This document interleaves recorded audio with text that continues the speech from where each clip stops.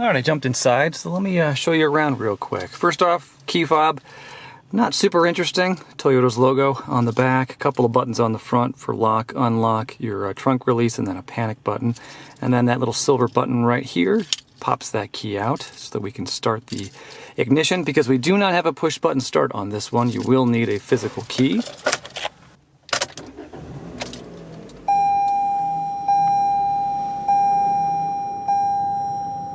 All right, so let's start off with the steering wheel. A ton of buttons. We have a directional keypad right here that'll help you interact with a small screen in the gauge cluster, along with a button to answer and hang up phone calls, and then a back button as well.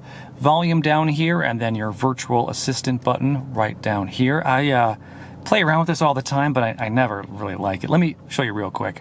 Tune radio to 91.5. 91.5 FM. It's here and now, here in the U.S. That worked pretty well, but it takes forever in my opinion. It's much quicker to reach over and do the dial yourself. But you do have a virtual assistant right there. On the right-hand side, we have all these kind of buttons for our cruise controls. So standard cruise control buttons right here. Then you can set adaptive cruise right here, so the vehicle will keep itself a distance from the vehicle in front of you and will slow down to match the speed of that vehicle if needed. There's also lane departure assistant button right here, so if you do veer out of a lane, the car is going to either vibrate or it's going to beep at you to let you know. You have a mode button down here to interact with the display in the center, and then buttons to do track seeking down here as well. So a lot of buttons, but thankfully they're mirrored on both sides. You see the directional keypad here and here. So it is pretty easy to use this while you're driving.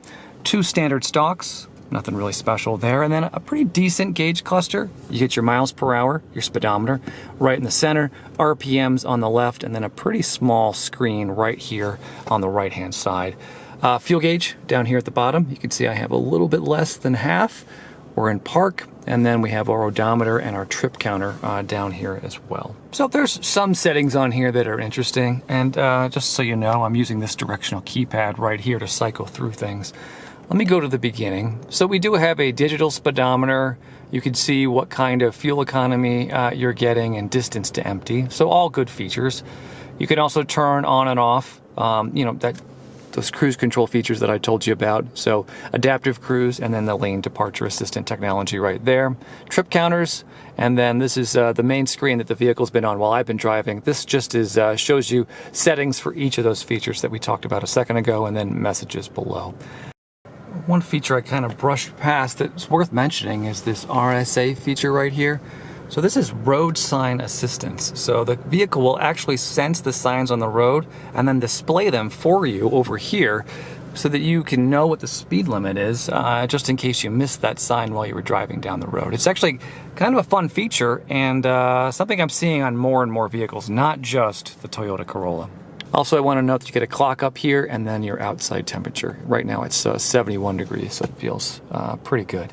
So decent gauge cluster. In my opinion, nothing super exciting, but very functional. A couple other standard controls I want to show you real quick. Along the door, we have our window controls, mirror controls, and door locks, and then this dial right here to shift those side view mirrors. No blindside detection, but the mirror is a pretty standard size, and I haven't had any problems seeing around the vehicle while I've been driving. Up on the dash, we have our automatic high beam assist technology right here. So you press that button. When your high beams are on, the car is going to automatically dim them if a car is coming towards you down the road. And then a dial right here to adjust the brightness of that display in the gauge cluster. On the floor, we have our trunk release, fuel cap release, and then our hood release right here as well. Otherwise, nothing really of note over here except maybe a small place to store a drink right there. So up top, pretty standard controls. We have buttons to turn on the lights, buttons to adjust whether the lights are going to turn on when the doors are opened, and then an SOS button tucked away under this casing right here in case you need help, and then a standard rear view mirror with no bells and whistles on it. Down below there we have our center display. Kind of looks like someone took a kind of a bulky iPad and mounted it to the dash. Let me give you a side view real quick. So with the rest of this car, this is functional but not exciting in my opinion. Toyota has had this set up for quite a number of years. Can't even count the number of times I've seen it. And it works well, and it's, you know, it's fairly attractive. We're on the home screen right now, so we can see our average miles per gallon, that the audio screen is off. Oops.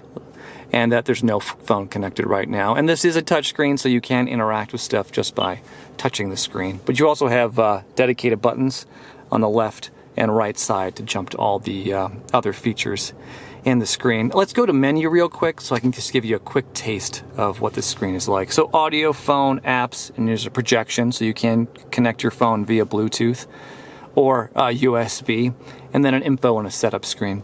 I mean, I gotta be honest, none of this is earth-shattering. The audio screen is pretty standard, right? You could just switch to either FM, AM radio, what's playing over your Bluetooth, or what's connected via USB. And then, you know, with a lot of these vehicles, it says apps on it, but there's really not a whole lot to play around with. You could download some things to this vehicle if you wanted to, but in my opinion, you're much, much better off just connecting this thing to your cell so that you have a lot more functionality. So, I don't know what you think, but it's kind of boring in my opinion, but it works just fine. Below there, hazard button right in the center, then climate controls down below with 2 dials, one to adjust the temperature, another to adjust the intensity of the fan, and then standard buttons down below. This works well, and it's nice to have, even though it's a little bit dirty, you know, a digital readout right here so that you know exactly what the climate controls are set at. Below there, small storage cutout down here. Let me throw my cell in there so you can get a sense of space. So my cell fits pretty well. Behind there we have our gear shift with your traction control button right here to turn it on and off. LEDs to show you what gear that you are in. Red for reverse, green for neutral, and then blue for all the rest. You have an electronic parking brake right here, so you just pull it up to engage it and push it down to deactivate the parking brake. You know, one thing I didn't test out, in some vehicles, let's see if it does it on this one. If you have the parking brake activated and then you shift the car into a gear, it'll automatically deactivate the parking brake for you. So let's see if that works on this one. So I'm going to put it into reverse, and you'll see that the parking brake has disengaged, and when I lift my foot off the gas pedal, yep, we're moving backwards.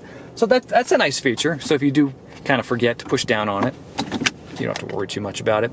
And then you have an automatic hold feature. So that means when you're driving along and you lift your foot off that brake pedal, you're not automatically going to move forward. Let me show you what I mean real quick. All right, so I've repositioned the car so we're facing down this large parking lot. I'm going to make sure that the automatic fold feature is engaged. And you can see that because it has a small indicator light up here on the dash. So now let's pretend that we're sitting at a red light. I have my foot on the brake pedal, and I'm going to let my foot off. And you'll see that the car is not moving forward. And that's kind of nice because if you're sitting for a while in stop and go traffic, you can take your feet off the pedal and just kind of relax a little bit. And when you want to move forward, all you have to do is hit the gas pedal lightly and you'll move forward. So this is in contrast to when the hold feature is off, right? You see that indicator light has gone off on the dash. I have my foot on the brake pedal. I'm going to lift it up and we're going to start really slowly creeping forward. Let's shift it back into park and I'll show you the rest of the interior up front. So I rented from Enterprise and they were kind enough to give me a wipe to wipe things down. 2 cup holders right here. I'm drinking some strawberry flavored sparkling water right now. Small center armrest that opens up. You know, a pretty tiny storage area, but it does have a felt lining in the bottom, and then both a power port and a charging USB port right here, which is always great to have. All right, so I jumped in the passenger seat. I got that seat pushed back a pretty good distance, and I have a decent amount of leg room. I'm 6 feet tall, and I can almost stretch out, which is pretty nice. And when I bend my knees, I have about, 4 inches between my knees and that dash. Not a ton of amenities over here, but there's a couple of things worth mentioning. One thing is that we do have a USB port right here that our passenger can use to maybe charge a cell phone. And then standard controls on the door latch and lock and unlock buttons, and then a window control right here. You also get indicator lights up here to show you if the passenger airbag is engaged or not. And then a glove box. Let's see if I can open it up. It doesn't have a ton of space. Small glove box with, you know, enough room for your owner's manual and maybe your registration materials. Again, nothing super exciting, but very functional and usable. And I don't know, feels like it's pretty well constructed. And then the back seat. So no, well actually I shouldn't say no. You have one pocket on the back of the passenger seat, not one on the back of the driver's seat. I'm always curious why the auto manufacturers do that. I mean, if you're going to give you one pocket, why not give you two? But they didn't give you much else back here. So, you know, just like the front seat, you have your standard controls on the door. You also have a handle up top with a small latch right here to hang a coat. And then nothing really else. So no USB ports or air vent on the back of that center armrest. It's just kind of a blank spot. And headroom is decent. Let me show you real quick. So I'm 6 feet tall. I'm not slouching because it's kind of hard to slouch in this vehicle. But if I really sit up straight, my head is definitely hitting the roof and it's really uncomfortable. Also, I don't know if you can tell, but there's kind of a slope right here and it comes really close to my face. So I'm feeling just a little bit claustrophobic back here, but you know, I'll live. And you can kind of see, right, I pushed back this driver's seat all the way so I could get a good view of everything while I was filming before. And there is barely any room back here. Definitely an adult could not sit in this seat with that driver's seat pushed back all the way. What is positive about things back here are the car seat anchors. So they are shielded behind these plastic pieces, and if you just pull on them a little bit, they pop off, and then you can see the car seat anchor fully exposed, which is really wonderful, because that means if you do want to install a car seat back here, it is going to be super simple. And then we just kind of wedge this back into place. You know, with these, I always worry. You have these small little plastic tabs that are essential to keeping this thing in the seat, and you just know that over time these are going to break. And I'm doing it backwards. That's why it won't go in. Pretty easy when you know how to do it. Last thing I want to show you is the, wow, it is really small back here. I'm even having trouble showing you. There is a center armrest that folds down and has two cup holders. But man, I gotta wedge myself all the way over just to film this. I guess I didn't realize how small this vehicle actually is. So, quick question, is the trunk part of the interior? I guess. Well, anyway, let's take a look.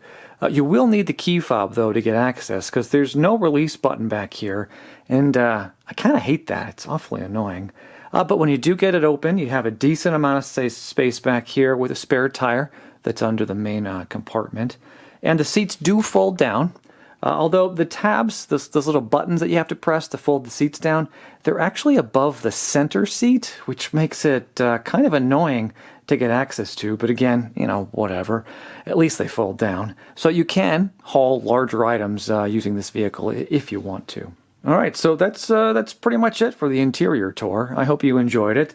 If you're interested in how this car drives, I'll leave a link below to my test drive video. Otherwise, thanks so much for watching. I'll be back again with another rental car next week, and I hope you'll join me. I'll see you then.